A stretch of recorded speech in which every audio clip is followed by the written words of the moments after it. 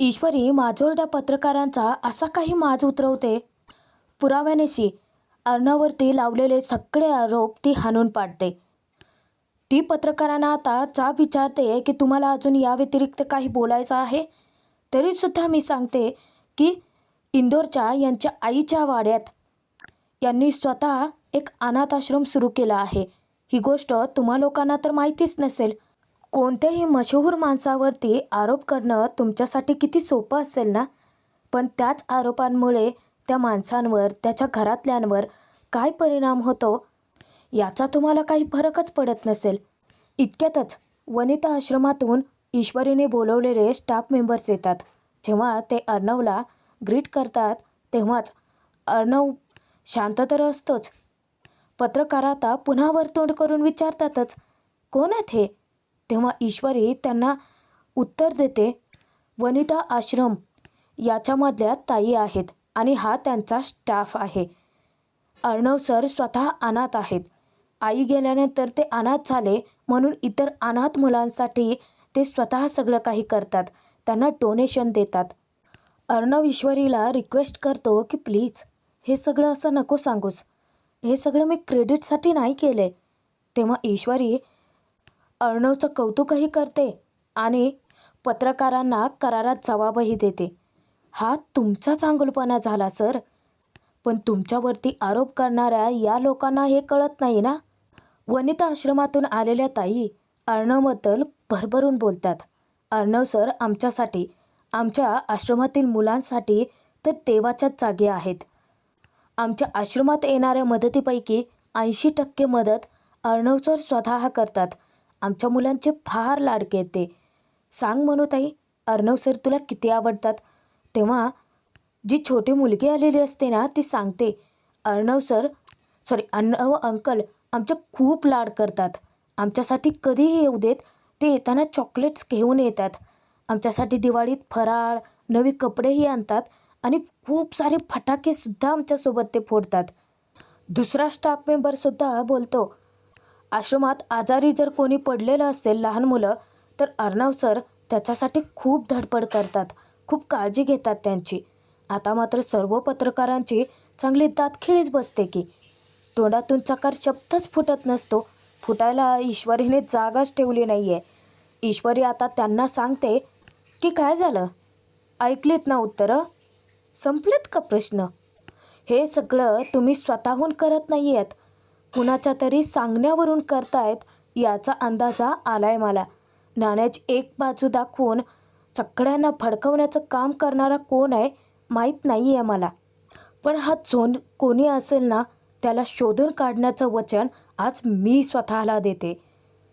ईश्वरी वळून अर्णवकडे पाहते, त्याचा हात पकडते आणि पत्रकारांना ती सडेतोड उत्तर देते की सात्विका या नावामागे आईची प्रेरणा आहे आणि त्याच आईच्या मायेने अर्णव सर प्रत्येक महिलेकडे बघतात.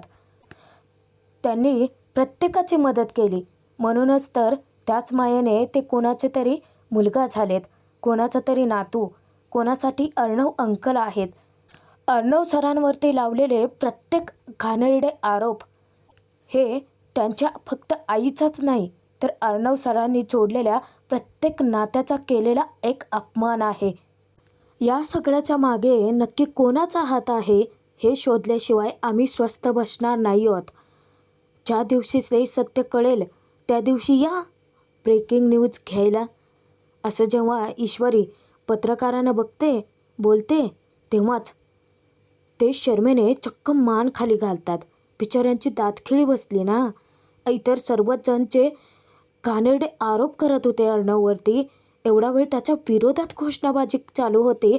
आता तीच लोक अर्णवसाठी कडकडून टाळ्या वाजवतात, अर्णववरती कौतुकाचा वर्षाव करतात. आणि हे कमाल घडते कोणामुळे, तर ईश्वरीमुळे. ईश्वरी अर्णवला खुणावते तेव्हाच अर्णवसुद्धा डोळे मिचकावतो. पत्रकार ते सर्वजण निघून जातात. आता घरात सर्वजण येतात तेव्हा आजी म्हणते की माझं डोकं तर अजून बनबनत आहे. तेव्हा ईश्वरी समजावते की अहो आजी, नका काळजी करू.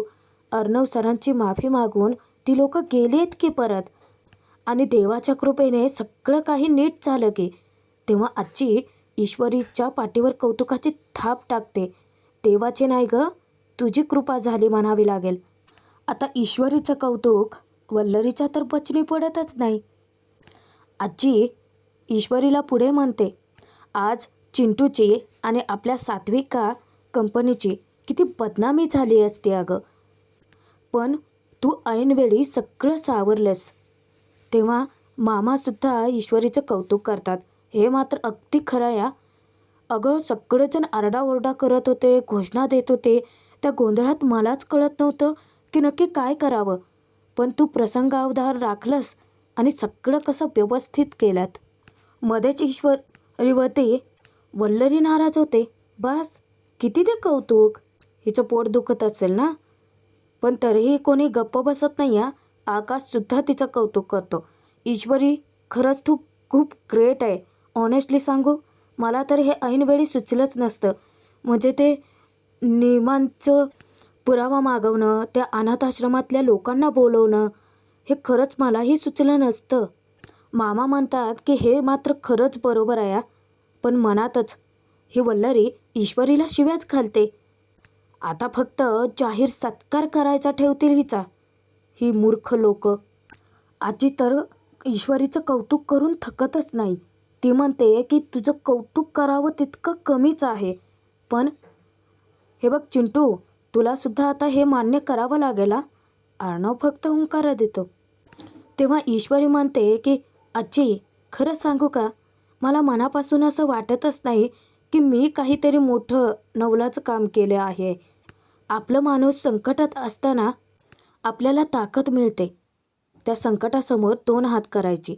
अर्णव सरांवरती माझा पूर्ण विश्वास होता. आणि आजी, आपल्या माणसांवरती जर आपला पूर्ण विश्वास असेल ना, तर संकटावर मात करायला आपल्याला ताकद मिळते. आता तर अर्णवसुद्धा ईश्वरीचं कौतुक करतो. तो तिला म्हणतो की थँक्स, खरंच मनापासून थँक्यू. तेव्हा ईश्वरी समजावते की सर, आपल्या बायकोला थँक्यू म्हणायचं नसतं. तेव्हा अर्णव म्हणतो की नाही, खरं तर ह्या अशा सिच्युएशनमध्ये काय करावं कोणालाही सुचलं नसतं, पण ते तू करून दाखवलं. इतक्या दिवसामध्ये सात्विका फॅशनचं जे काही गुडविल होतं ना, ते सगळं सफर झालं असतं. आणि जर मी तुला थँक्स नाही म्हटलं तर माझ्या मनालाच नाही पटणार ते. त्यामुळे थँक्स. मग मामा म्हणतात की हो, हे मात्र बरोबर आहे. ईश्वरी मी आलेच असं सांगून तिच्या रूमकडे जाते. आता आकाश विचारतो की अचानक वर का निघून गेली ही. तेव्हा मामा म्हणतात की लाजली म्हणून निघून गेली ती. तेव्हा सगळ्यांनाच हसू येतं. राकेशने अख्खी खोली पिंजून काढली तरीही त्याला कुठेच फोन मिळाला नाही. म्हणूनच तो सैरभैर झालेला असतो. माझी इंदुरी जिलेबी फारच हुशार निघाले की. रूममध्ये तिने फोन नक्कीच ठेवलेला नसेल. मग ठेवून ठेवून ती नक्की फोन ठेवेल तरी कुठे. राकेश, शांत डोक्याने विचार कर. हे बघ, एकतर तो फोन लवकरच शोधून काढायला हवा, नाहीतर मग असं काहीतरी ग्रँड करावं लागेल की ज्याचा अंदाज माझ्या इंदोरी जिलेबीलाही नसेल आणि त्यात चिंटुकल्यालासुद्धा. पण आता स्वतःबद्दल फुशारक्या मारणारा हाच राकेश जो आहे तो चांगलाच दलदलीत सापडणार आहे. कारण जेव्हा इकडे ईश्वरी तिच्या रूममध्ये प्रवेश करते तिला धक्काच बसतो की सगळी रूम अस्ताव्यस्त पडलेली असते. सगळे कपाटातले कपडे बाहेर फेकलेले असतात. अर्णवच्या सगळ्या ड्रॉवरमधल्या फाईल्स अस्ताव्यस्त कशाही फेकून दिलेले असतात. ईश्वरी कपाट चेक करते. त्यानंतर ती जेव्हा गणूबाप्पाकडे वळते तर तिथे अर्णवच्या सगळ्या फाईल फेकलेल्या असतात. तिला काही कळेनासंच होतं. ती घाबरून विचार करते की रूममध्ये कोणी आलं होतं का, चोरी वगैरे तर झाली नसेल ना. आणि ती जेव्हा दागिने चेक करते तेव्हा मात्र दागिने वगैरे पैसे सगळं काही जागच्या जागीच असतं. मग नक्की कोण आलं असेल. इतक्यात अर्णवसुद्धा येतो. आता सगळा पसारा पाहून त्याचा इतका संताप होतो. तो ईश्वरीला विचारतो की काय आहे हे सगळं. तेव्हा ईश्वरी म्हणते की सर, आपल्या रूममध्ये कोणीतरी आले होतं झडती घ्यायला. तेव्हा अर्णव विचारतो की कोण. आता राहून राहून संशय कोणावरती जाणार आहे. ईश्वरी म्हणते की सर, राकेश? तेव्हा अर्णव म्हणतो की येस, यू आर राईट. आणि आपल्या रूमचे झडते घ्यायला त्याच्याकडे फक्त एकच कारण असू शकतं. तेव्हा ईश्वरी म्हणते की मोबाईल. आणि आता तर त्या दोघांची खात्री पटते की या सगळ्यामागे हा राकेशच आहे. आता राकेशवरती संशय जाताच अर्णवची तळपायाच्या मस्तकात जाते. तो ईश्वरीला घेऊन राकेशकडे येतो. अचानक तो समोर येऊन काय थबकतो. राकेश म्हणतो की अरे, दचकलो ना मी. तेव्हा ईश्वरी त्याला म्हणते, फक्त दचकणारच नाही आहेस तर खूप मोठा धक्का बसणं बाकी आहे अजून तुला. तेव्हा तो वर तोंड करून विचारतो, काय रे, तुम्ही सतत माझ्या वाकड्यात जाता? तुम्हाला दुसरं काही काम नाही आहे का? सतत तुमच्या धमक्या. काय रे, काय चाललंय तुमचं नक्की? अर्णव त्याच्यावरती वचकतो, नाटकं बंद कर तुझी. अर्णव त्याला जाब विचारतो की तू आमच्या रूममध्ये का गेला होतास? तेव्हा ईश्वरीसुद्धा म्हणते, तूच आमच्या रूममध्ये शिरला होतास. सगळी रूम आमची अस्ताव्यस्त तूच करून टाकली आहेस. तेव्हा राकेश वर तोंड करून विचारतो की हे बाबा, बरं आहे तुमचं. काहीही झालं की तुमचा डाऊट लगेचच राकेशवरती. काहीही केलं की राकेशनं केलं. आणि काय रे, तुम्ही मला म्हणताय, माझ्यावरती आरोप लावताय. बाहेर इतकी सगळी लोकं जमली होती, त्यातलेच कोणीतरी जाऊन तुमची रूम अस्ताव्यस्त केली नसेल कशावरून? तेव्हा अर्णव रागाच्या भरात त्याची कॉलर पकडतो आणि त्याला कपाटाला धडकवतो. पण राकेशला फरक पडत नाही. हे काय रे, सतत तुझं तेच, सतत उगा आपली माझी कॉलर पकडत असतोस.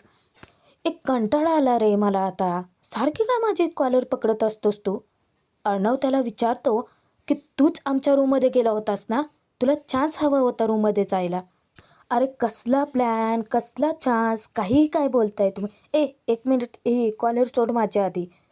अर्णव त्याला धमकावतो की गुपचूप सांगून टाक खरं काय ते, नाहीतर तुकडे तुकडे करून टाके ना मी तुझे.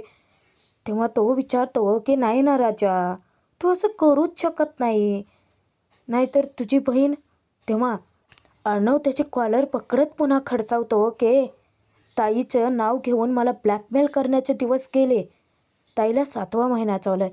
एकदा का ते बाळ या जगात आलं ना की मग एकतर तू या जगातून गायब होशील, नाहीतर मग जेलमध्येच असेल. राकेश त्याला विचारतो की अच्छा, हे सगळं तू करणार आहेस? तेव्हा अर्णव त्याला म्हणतो की तुला अजून अंदाज आलेला नाही आहे की मी काय काय करू शकतो ते. फुकटच्या खाणाऱ्याचा शेवट हा वाईटच होतो. युअर गेम इज ओव्हर असं म्हणून धक्का देऊन तो निघून जातो. ईश्वरी तिथेच असते. राकेश, किती तो नीचपणा. ईश्वरीलाच तू विचारतो की थांबतेस? ईश्वरी खुन्नस देऊन निघून जाते. आता हा मनातच विचार करतो की टेन्शन तर आलंय मला. युअर गेम इज ओव्हर म्हणे. हडे. सुप्रिया प्रचंड घामेघूम झालेली असते. तिच्या मनातून तो विचार जाता जात नाही, कारण तिने वल्लरीला प्रत्यक्षात पाहिलेलं असतं. तिचा हात पकडून तिला जाबही विचारलेला असतो, पण वल्लरीने तिला ढकललं आणि स्वतःला वाचवलं. आता ती विचार करते की मी ती बाई जिथे दिसली तिथे जाऊन आले 2 वेळा, पण कोण असेल ती बाई नक्की? इकडे ईश्वरी कांदा चिरत असतानाच सतत तिच्या डोक्यात तेच विचार घोंगावत असतात. रूम अस्ताव्यस्त पडलेली. राकेशचं बोलणंसुद्धा तिला आठवतं. अरे काय ठेवलं रे तुमच्या रूममध्ये? असं काही ठेवलं आहे का? का जाऊ मी उगाच तुमच्या रूममध्ये? खरं तर ईश्वरी त्या गोष्टीचा अंदाजा लावण्याचा प्रयत्न करत असते की ती रूम अस्ताव्यस्त पडणं, राकेशचं असं बोलणं, खरंच त्याचा काही संबंध नसेल का? इतक्यातच नेमकं सुप्रियाचा तिला फोन येतो. तेव्हा सुप्रिया सांगते की इशू, सतत त्या बाईचे विचार येत आहेत का डोक्यात माझ्या? पाठीमागून ईश्वरीच्या वल्लरीच हजर होते. चोरून बोलणं ऐकते. जुनी घाणेरडी सवय. पण जेव्हा ती सुप्रियाचं बोलणं ऐकते ना, हवा टाईटच होते चांगली. इशू विचारते की आई तू कुठे बाहेर आहेस का? सुप्रिया सांगते की हो गं, कामानिमित्त बाहेर आले होते. पण इशू, मी त्या बाईला ना अजिबात सोडणार नाही आहे. या वल्लरीचा चांगला बँड वाजणार आहे आता. कारण ईश्वरी सुप्रियाला समजावते की आई, फार विचार नको करूस अगं. तेव्हा सुप्रिया म्हणते की इशू असं कसं म्हणू शकतेस? विचार करू नकोस. मी ना त्या हलकट बाईला अजिबात सोडणार नाही आहे.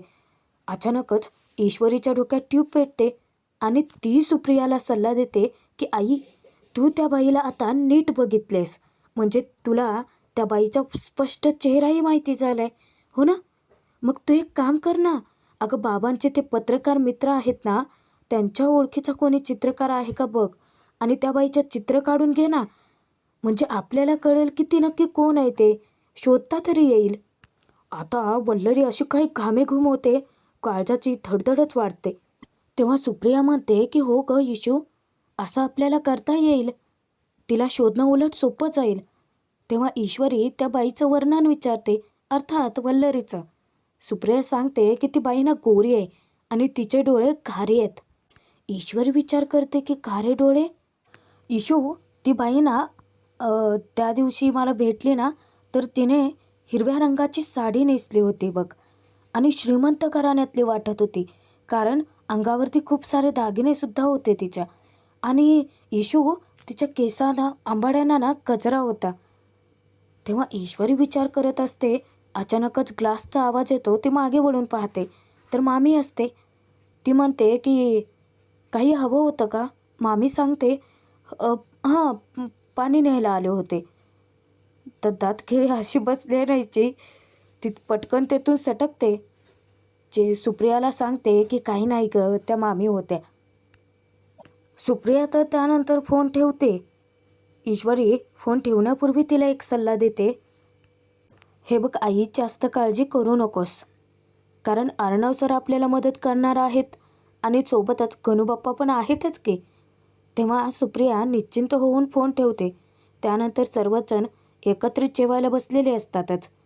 तेव्हा आजी अंजलीच्या तब्येतीबद्दल चौकशी करते. मामा सांगतात, काही नाही गं, डॉक्टर सतत लक्ष देत आहेत तिच्याकडे. तिचं BP आहे ना, ते थोडं फ्लक्च्युएट होतं आहे. तेव्हा राकेशमध्येच बोलतो, आजी तुम्ही अजिबात काळजी करू नका. अंजली सुखरूपच राहणार आणि शिवाय सगळे डॉक्टर आहेतच की. मुद्दाम मामा म्हणतो की आणखीन एक राहिलं सांगायचं, की अंजलीला कसलाही स्ट्रेस द्यायचा नाही आहे. राकेश मुद्दाम म्हणतो की कळलं ना अर्णव, स्ट्रेस कसलाही द्यायचा नाही आहे. तेव्हा अर्णवही त्याला टोमणा मारतो की तेच करतोय. ताईच्या आयुष्यातला स्ट्रेस कमी करायचा प्रयत्न करतोय. तेव्हा आजी म्हणते की अरे अर्णव, जावई बापू आहेतच की तिची चिंता कमी करायला. तेव्हा राकेश हसत म्हणतो की मग. ईश्वरी सांगते की आजी तुम्ही ना अजिबात काळजी करूच नका.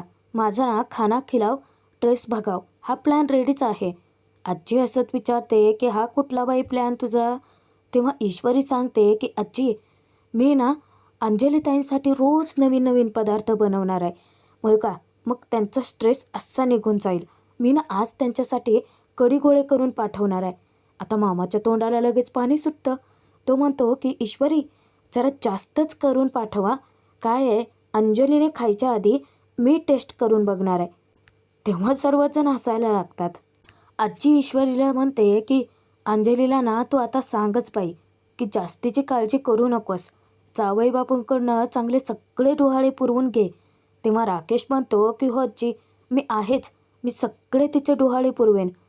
तेव्हा मुद्दामच ईश्वरी टोमणा मारते की जीजू तुम्ही राहू देत, आम्ही दोघं आहोत ना अंजलीताईंचे डोहाळे पुरवायला.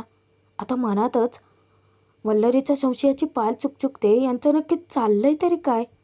तेव्हा आजी एक गोष्ट ठरवते, बरं मी काय म्हणते, अंजू एकदाची घरी आली की आपण तिचं डोहाळ जेवण करूयात. तेव्हा ईश्वरी इतकी खुश होते, हो आजी, मस्त शानदार डोहाळ जेवण करूयात. अर्णव विचारतो की आजी तो कार्यक्रम घरीच करायचा आहे की 5 स्टार हॉटेल वगैरे बुक करू मी? आजी सांगते की नको रे, घरीच करूयात. आता मनातच राकेश अशा शिव्या घालतो ना या लोकांना, डोहाळ जेवण करतात मूर्ख कुठले. मला इथं रोजचं अन्न गोड लागत नाही इतकी वाट लागली आहे माझी, तरी अजून याची वाट लागायची बाकी आहे. आणि भाग इथेच संपतोय प्रेक्षकांनो. भाग कसा वाटला कमेंट जरूर करा. बघूयात पुढे. आता मात्र मोठा ट्विस्ट आहे हा. कारण राकेश काय करतो, अर्णवच्या फोनवरून फोन करून चौकशी करतो की मोबाईल रिपेअर झाला का? बरं ठीक आहे, मी येतोय तिथे, मला द्या.